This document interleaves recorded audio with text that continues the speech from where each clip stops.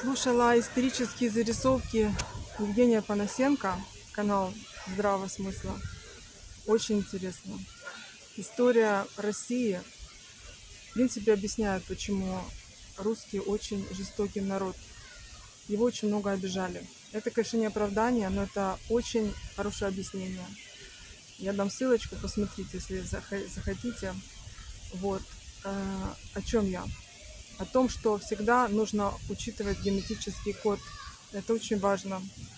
Он никуда не списывается.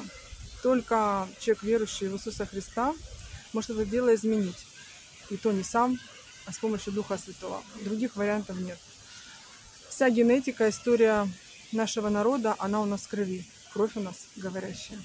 Помните об этом. Ничего просто так никуда не девается. Остается как память в генах. Либо хорошая, либо не очень.